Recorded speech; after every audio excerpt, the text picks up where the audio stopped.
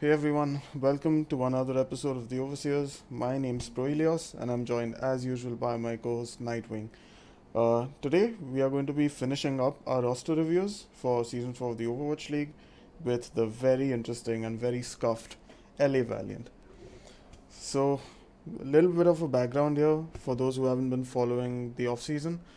The LA Valiant essentially dumpstered the entire roster during like the middle of the off-season. Um, because presumably they wanted to move to China and they ended up just destroying the careers of a lot of different players. Luckily, most of them have found other teams and contenders or even an owl, but still a pretty, like, I don't know, pretty immoral move, according to most of the community. And they've picked up a completely Chinese roster now and are going to compete in the APAC region this year. And yeah, that's the roster we'll be reviewing. So, Nightwing, what are your thoughts on this whole situation? It's kind of like the Vancouver Titans situation from last year, right? Except it's happening before the season begins rather than during. So, what are your general thoughts on it? Yeah, so the I'll give some more background on this. So the org that actually owns the LA Valiant is Immortals. Uh, so they're kind of looking to get out of esports, like in actual competition, and they're looking more towards becoming like a lifestyle slash streamer brand, kind of like 100 Thieves in the esports scene. Obviously, 100 Thieves is still competing, but like a lot of their major revenue comes from these like merch sales and stuff like that. And so Immortals is just on their way out, and so they kind of just did not care, and they gave up the control of the LA Valley to this Chinese-based organization. So they've done the move to China because, as it was claimed, like as I've read on Twitter. Basically, the Overwatch League was like asking some Western teams like in the NA region, not like Western teams, but teams in the NA region that would you like to move towards the APAC region so the divisions can be more equal in like team count. And that move reportedly was supposed to be aimed towards teams that had a higher like uh, Korean roster instead of just like Western players. So like someone you would think of like the Washington Justice who has a completely Korean roster. Those are the kind of teams that the Overwatch League was supposedly targeting when they had asked this. But so yeah, Philadelphia and the LA Valiant took that up, and they were not able to secure visas apparently for the uh, Western players for the LA Valiant. Unlike, uh, I mean, there is a similar issue happening with the Philadelphia Fusion as well, but they've still managed it somewhat. There will be a few players missing, like Poco, which is why they've made new additions on Philadelphia, like Hotba, to put on off tank, whereas the LA Valiant just completely scrapped their entire roster. Uh, there have been a few players that have been fortunate enough to get on new teams, such as Kai and who Shax. else? Shax has gone on to the London Spitfire. Kai Yeah. has gone on to the Atlanta Rain. Even Is there anyone Lastro. else? Lastro went to the Lastro. Defiant. Lastro is on Defiant, but everyone else like Dreamer, McGravy, they're all just out. Yeah, Um, McGravy's I think taken up a coaching position with Dark Mode. I'm not entirely sure, but yeah, I think that's what yeah, he's but doing. that Yeah, doesn't earn like anywhere near as much as the Overwatch League, obviously. true, true. So it's still a very career destroying move. Uh, their translators, their like any other stuff, they've basically just scrapped entirely. And so they've picked up this roster, and this roster does not seem to really be fit in the Overwatch League. I mean, every episode we've talked about how the Overwatch League is seriously stepping up their this level of skill this year, and this roster comes in and it's not very convincing. Uh, sure, there are some reports that you might be seeing on Twitter where like Valiant is only slightly worse than X Team. Uh, but that doesn't make this like a fair competitive roster. Like it's still quite a shame that uh, there are no safeguards in place for like keeping a team from doing this, which is quite pathetic in my opinion. Um, and Yeah, I'm just not very fond of this. I think most people that have any information of this are just not huge fans of this. Uh, if I remember correctly, even like Chinese fans are not very huge on this, and they've made some very strange signings, uh, probably because they had to sign last minute. So, uh, sorry to go on and on, but uh, I'll try and cover stuff in this part because like I don't want to really address too much about the players themselves, honestly, because like I don't have a lot of info on some of them. What I was gonna say is that many players, such as Dia, who played on the first iteration of the Shanghai Dragons, he was actually offered a contract to the LA Valiant roster, and he declined. And there was also another issue with a player called Thor, I believe. Uh, Yeah. the thing with Thor is that he was actually playing with the team, he was scrimming with them. But the issue was that because the Valiant was just going completely cheaper mode, Thor did have, I believe, a contract with Guangzhou's academy team, if I'm not wrong. Yeah, but Uh, they are no longer an academy team of Guangzhou's. The yeah, one winner, yeah, T1W. yeah. So, but that contract did state that it has a buyout of maybe a few $1,000s, and the Valiant were not willing to pay that, probably because they're trying to put all of these players on the minimum possible salary, uh, just to completely just ride the season out with absolutely the lowest cost possible. Um, because Immortals is trying to get out of esports. So I hope that builds some kind of context with what this org is that is managing the Valiant is really going for. It's not entirely their fault, obviously. Uh, at the last moment, you probably don't want to get picked up by a team that looks like it's bound to fail. Uh, so many players just did not want to sign. But I don't know. It's just a very disappointing situation, like all around. So yeah, Mm-hmm. that's what I think. You Yeah, and can you yeah, can go ahead, Proilios. yeah. So I definitely think that we needed like that extra context, Nightwing. So thanks for providing it. Um, the thing with the Valiant roster at the moment is that so in this episode we are going to get real, right? We are going to keep all the memes aside, and we are genuinely going to review this roster and share our thoughts on the players. And after looking at it from a really unbiased perspective, because like no hate to the players, right? Because who wouldn't want to play in the Overwatch League when they got the chance? Um, so we can hate on the org all we like, but ultimately we need to review this roster as analysts, and that's what we are going to do. So as usual, we'll go over the tank line first, then the DPS, then the supports, then the coaching stuff, and then share our final thoughts on where we think this team stands, which I'm pretty sure we all know at this point, but let's still save it for then. Also, guys, before you start, remember that if you liked our analyses, just actually like the video on YouTube. It helps the algorithm, and it'll just help us, keep the conversation about the league going. All right, Also, so comment your favorite LA Valiant player in the comments. if you have one, yeah. So, okay, so let's start off with the tank line, which is Silver 3, NVM, and ShowCheng. Now, it's a little bit confusing because NVM is a player that was initially going to be a coach for this team. He hasn't been a pro player for around 3 years. Um, he used to play main tank, and I think what ended up happening was because so initially, like Nightwing mentioned, they had a main support player called Thor who had played with some of these players before, and he was initially going to join the team. So apparently, he was scrimming with them before the contract was really solidified. And when he realized that he was just going to be paid league minimum, he just walked out, and the Valiant essentially just had 6 players, and the league requires a minimum of 7. So that's why I think they moved NVM to the tank role just to sort of achieve that like minimum player requirement. I doubt he's actually going to play.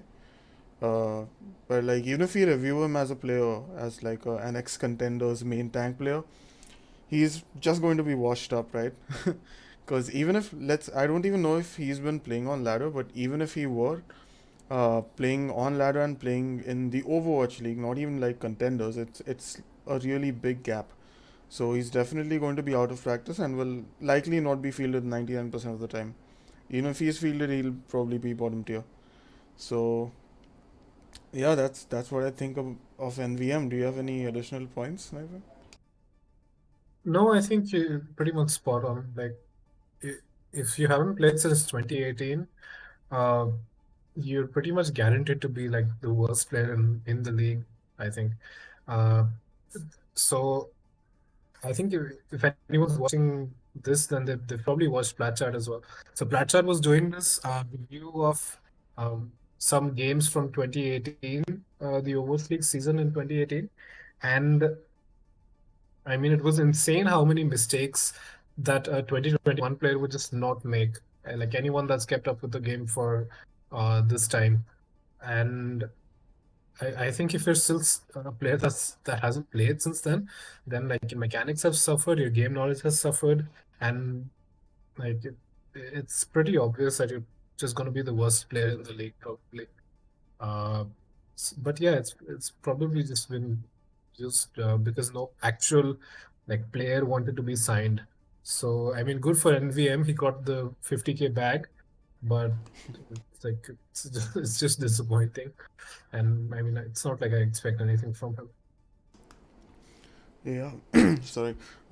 Then I think we can talk about Silver 3, who is coming in from T1W, which actually hasn't played in contenders for like a year more, I think. Uh, from what I've seen of Silver 3, who is a main tank player, he's pretty decent. He's fairly versatile. He has played across a lot of different metas.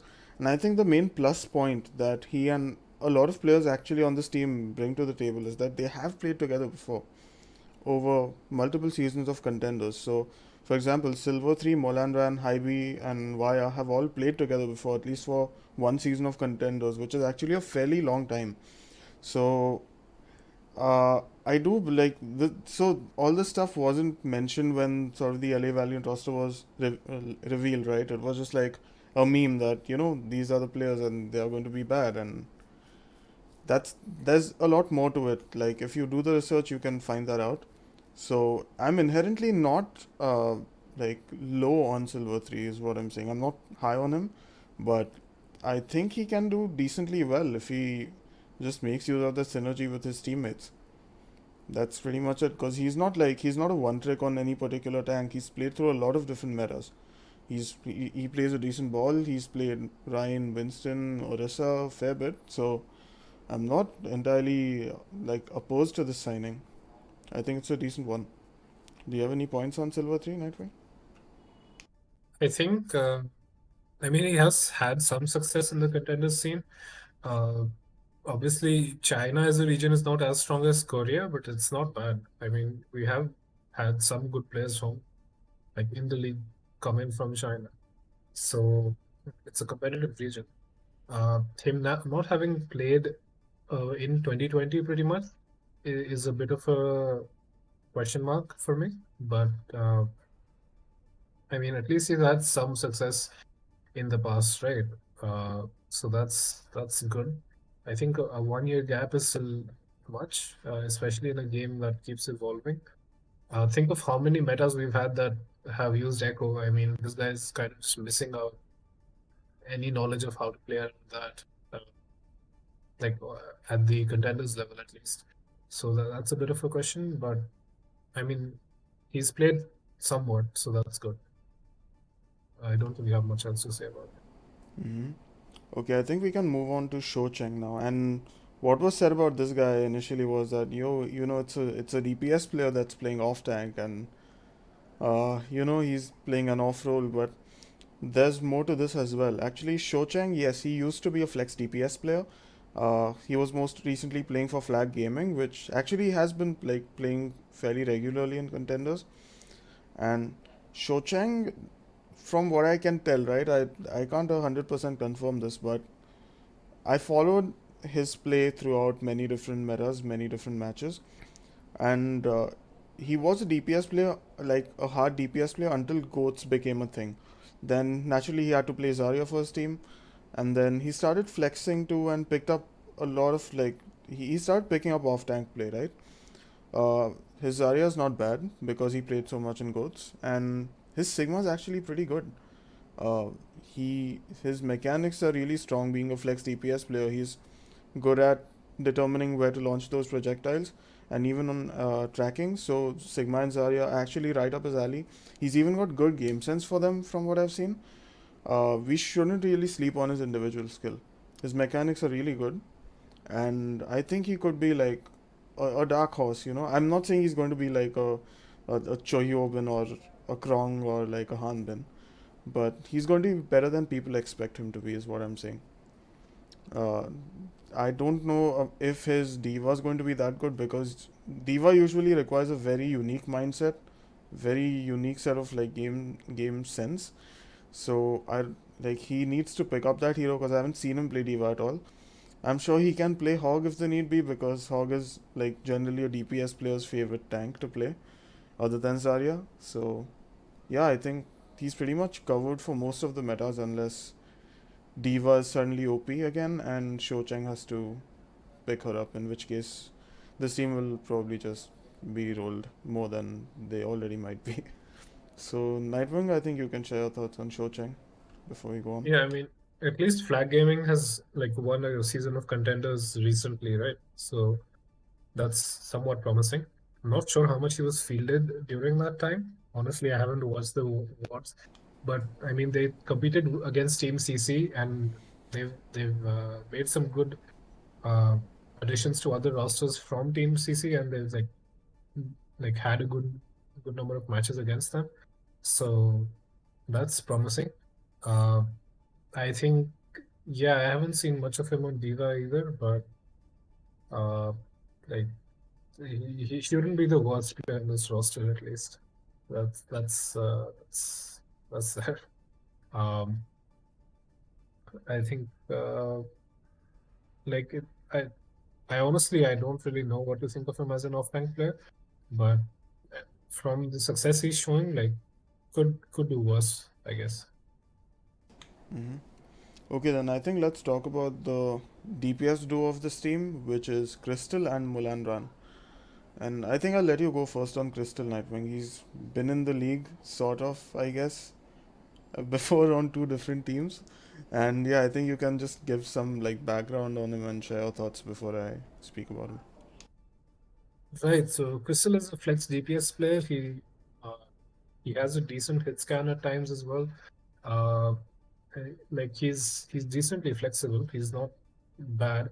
Uh, so the issues he's had with the league have mostly done with him kind of ditching his team, which led to like some litigation against him, I believe, which led to like a fine. I'm not sure what really happened to that fine. It was like some very high amount. Uh, he basically just like left his team and was just like chilling, vibing somewhere else, which led to like some issues with his team at the time in the Overwatch League. Um, and I mean, he might legitimately be like the best player on this roster. Um, he's decently skilled, uh, and I mean, he definitely knows how to get the bag. I mean, this guy has to be one of the weirdest, like, not redemption arcs, but just the fact that he got picked up again is quite weird to me.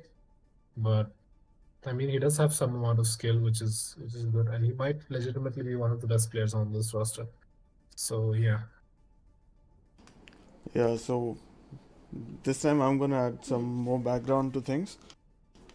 So what really happened with Crystal was that he was signed with the Hangzhou Spark, and um, he kind of took a leave from the team for some time, saying that his mother was sick back in China and he needed to go be with her and see her. But actually, he just went to see his girlfriend, and ultimately that led to conflict with the team, and he was, you know, uh, what do you call it, punished for that, like with the fines, and eventually removed from the team. Then somehow the Guangzhou Charge signed him last year, didn't play him, but yeah, this is his third signing in the Overwatch League. Honestly, third time's the charm, right? Because if he's, I mean, one of the casters tweeted, I don't remember who it was, they said, legitimately, Krystal could kill someone and still be signed by another Owl team, which is actually hilarious. And I feel like he's got to make use of this shot if he actually cares about being a top tier DPS player.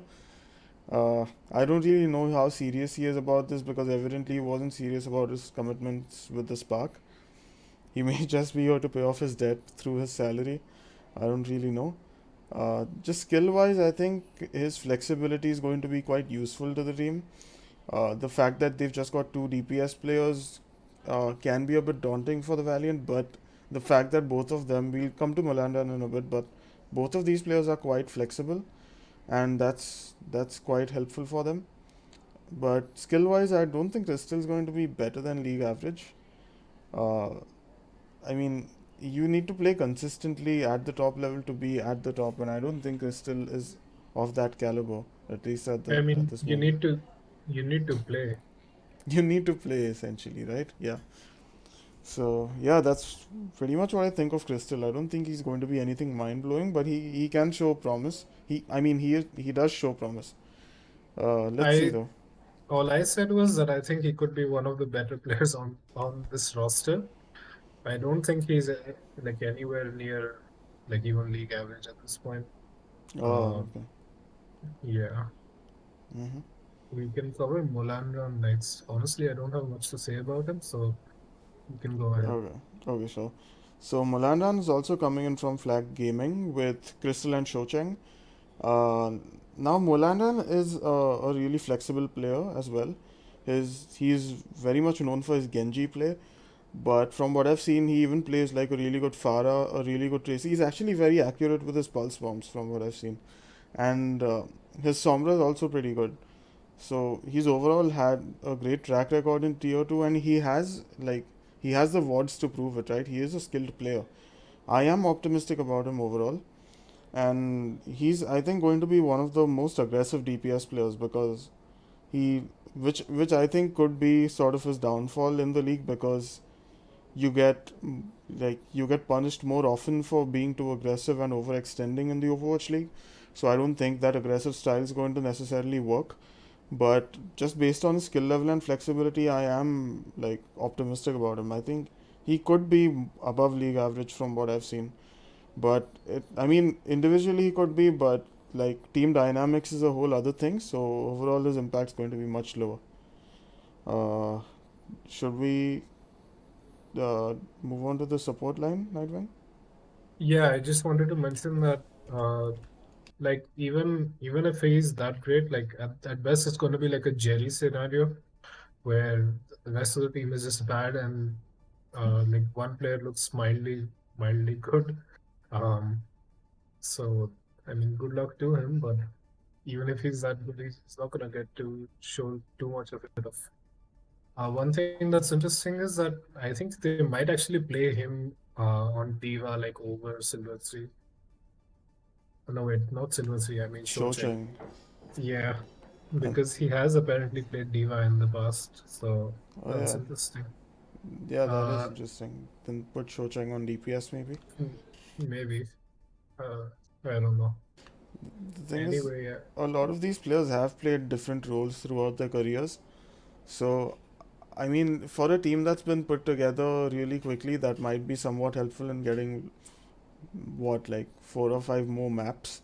But that's not going to get them a lot more wins because ultimately a team will have its own structure, and I don't think any structure is going to allow for just people playing off roles very frequently because you need some stability in your team. So yeah, I uh, mean, someone tell that to LA Gladiators playing mirror on everything. So maybe this is just a team of multiple mirrors. It's a very reflective team. I don't know.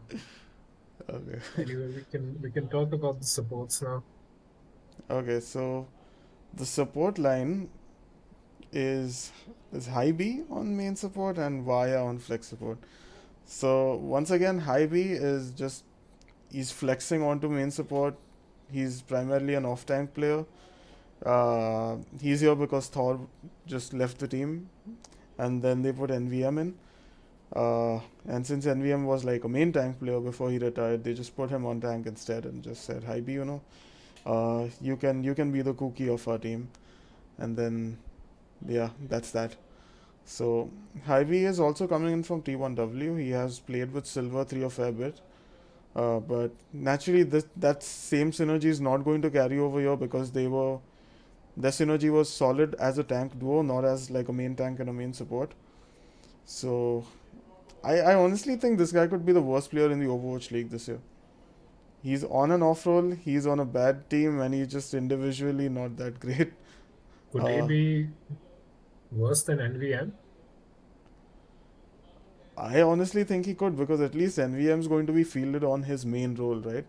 If NVM was brought in as a coach, he's obviously at least been connected with the scene and he must have been playing. Hybe is just not a main support player. It takes again like I said, Diva needs a really specific skill set to play. Being a main support requires a different skill set as well. Not just anyone can pick up main support. If someone generally flexes to support, they play flex support because you can just still like shoot stuff and you don't have to work with your team that much. So yeah, Hybe is just he's not gonna be good. That's pretty much it. I don't think it takes a genius to see that.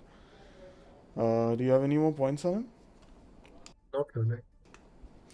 Okay, then let's talk about Vaya. And do you want to go first on this one? Yeah, so Wya has played previously on the Guangzhou Charge, but not been fielded a lot because they had much better flex support in Shu, who is now playing for this SF Shaw. Uh, and Yeah, I mean, we haven't really got to see too much of him in the Overwatch League for fairly obvious reasons. Uh, I think for this, you watch some of him in contenders, right? So you'll have a better idea of like what his skill level is at. Mm-hmm. Uh, I don't think he'll be the worst player on this team by uh, like any shot, but I mean, like we've said it like every episode, Flex Sports is just a very competitive zone. Mm-hmm. I don't know if he'll amazing. Anyway, go ahead. So Vaya did show promise in Chinese contenders while he was there. Um, since he didn't get too much playtime in Owl and Shu was played over him, I can't really say how he'll compare to all of the other flex supports, but even at his best, right, which actually in contenders was pretty darn good. He was one of the better flex supports over there, best I would say, one of the best. And in the league, I don't think he can even at his best he can go above average. I think that's where we can assume he'll be. So definitely not going to be a bad player, objectively speaking, but uh, they're just like it's a stack market. So Vaya needs to work hard to go above that league average mark, according to me. He doesn't have any like particular signature flex support hero. He's played all of them throughout his career, except for maybe BAP. But yeah, I'm sure he's been grinding that on ladder as well. Uh, okay, then should we move on from the supports to the coaching stuff? Yeah, so they have JpCat on head coach, and then they've got Hiko, who actually shares his name with a completely separate NA Valorant player, who was also a CS:GO pro, which I find quite interesting. They've got him on assistant coach. Mm-hmm. Um, and yeah, Noah Winston was the owner. Uh, Noah was the one that did the in and out thing, right? Or was it someone else with with agilities way back in the days? I don't I think I think it remember. was. Noah Winston is a good guy. I know that much. Yeah, He, yeah, he was good. Like he had a good influence on this roster overall. He was quite, I yeah. I think it was Noah Winston that was doing the in and out thing, but maybe did they change? change owners at any point? Really Valiant, like earlier on? I Uh, I, don't think so. I don't know. Is Noah Vincent still the sort of owner of the team? I'm Like, lost on that one. yeah, I mean, there's a different organization managing it, but Yeah, Immortal still owns the name for now, right? yeah. Anyway, yeah. So that's who it is. If you have anything to say about them, then go ahead. I don't really know much about JpCat. Yeah, so I didn't research Chico actually. I forgot to check out the assistant coach, but JpCat used to coach T1W. Uh, he got good results with them, and uh, over time, right? I just went through like the timelines on Wikipedia. He has seemingly coached Silver 3, MoLanran, Highbee, Wya, and Krystal at this point. So he has at least some familiarity with them.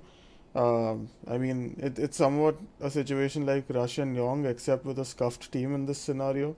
But at least he's got something going with this team. He doesn't need too much time to build up that rapport once again. Um, I mean, I think he could be good. Like he's definitely going to be a good influence on this roster.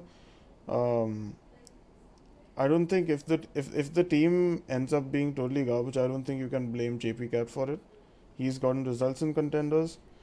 Uh, I think he can like make this team not garbage because of that. And yeah, I think that's pretty much it. The whole situation is just really uh, not ideal for any of these players or the coaches. So yeah, those are my thoughts. Do you have anything to add, or should we just round things off? I mean, he has had success, but like he's not working with much. Like, to be perfectly honest, like I think, like, like you said, you can't really blame him too much. Like he has had results before. Um, but then, as the nature of the Overwatch League is, like the coach has to take some of the blame, obviously. Um, just because like that's how it's been for quite a while. Like you kind of have to ride or die with your team, right? So I mean, at the end of the day, I mean, it's a good thing that the Chinese coach is getting us like an opportunity in the Overwatch League, despite whatever circumstances these might be. Um, I mean, good luck to him, but I would not want to be in his shoes at all. Mm-hmm. Okay, so then let's round things off with our final thoughts. I think there's pretty much just one question we would like answered. Nightwing, is this team going to be 20th in the all standings this year? Yeah, I think it's almost obvious that this team is going to be 20th unless there is a lot there's a lot more issues in another team that just crashes and burns entirely, uh, which I don't think is going to happen. I think uh, some other teams have had some issues and they've sorted them. Look at the Philadelphia Fusion. I mean, they've had new signings just because their other players could not get like good ping because they couldn't get a visa into Korea. So other teams actually know how to handle their issues instead of just setting fire to everything. So yeah, I think there's almost no doubt. I think the more controversial question, or just the question even worth thinking about, is like what will be the match score for this team? Because many people are convinced it's going to be like 0-16, like they will not win a single match. Um, Mm-hmm. I'm not sure where I stand on that. I might just say yes for the memes, but uh, I don't know. I guess they could pick up a match or two, but not much more than that. Like I'm definitely confident they're going to be the worst team in this league this year. Mm-hmm. So I do think they'll be the worst team in APAC. They could potentially be the worst team in the league as well, but I am. I think you could argue that the Vancouver Titans could also be down there. Um, I mean, I at least think that the Titans could be one notch below after actually researching a ton about the players the Valiant has. Because inherently, right, if you look at things just like from an unbiased perspective, NVM's probably not going to be playing. Silver 3 and ShowCheng, I think they could show some promise because both of them have had some success in the pro scene. Um Silver 3 will likely be a bit rusty because he hasn't played in contenders for like over a year. But ShowCheng has been like a regular, right? He hasn't had a break. He's just been playing regularly. His Sigma's at the top of the game right now. So things could look up for him. The DPS line, both are like decent players. Like MoLanran could be above that mark. Um I think they could be like above average in some metas if it really suits their signature heroes. Unless Krystal just decides to ditch them again. Oh yeah, that's one like big concern, but I don't know. Uh, I think he might not do it again just because he would come under just like in an insane amount of scrutiny at this point because he's already messed up like really badly once. And plus, he's already in China, right? I mean, this whole team is Chinese. I think the owner, the sort of pseudo owner of this team, which is I think Lingan Esports, which is also in China. So he Yeah, should be he there would with his have to girlfriend. he would have to get a Korean girlfriend and then move to Korea. And then he could still play and still get decent pings, so Yeah. it's probably fine. hmm So the biggest red flag on this team for me is Highbee, right? Who's been just thrown on main support because the team didn't want to spend not even one extra dollar on getting a player, getting an actual main support player. So just because of Highbee, I think this is going to be the worst support line in the league. And if you have a bad main support, I feel like that's just the downfall of your team because the main support has to be like a really vocal player, a shot caller, control the pace of the game at times, alt track. All of these are things that Hybe is not used to doing, and just because of that, I think it's like the worst support line. Even though Wya can be decent, so yeah, that's pretty much it. I don't think this team is as bad as people are making out to be, but it's still pretty much in the bottom tier of the league right now. So good luck, Valiant players. I hope you can do well. Congrats on making quick bucks. Uh, yeah, that's all pretty much I have to say. 19th or 20th is pretty much my prediction, if I'm right about the Titans. Uh, should we round things off then, Nightwing? Yeah, I think j- the only thing I'd like to mention is that uh, again, my heart just goes out to all the players and staff have lost their jobs. I think that's much more important than covering this honestly yoke of a roster, in my Mm-hmm. opinion. Mm-hmm. Like I'm really just waiting on the Overwatch League to make more safeguards for these kinds of players and to like ensure this thing doesn't happen because it's just like absolutely disgusting, honestly.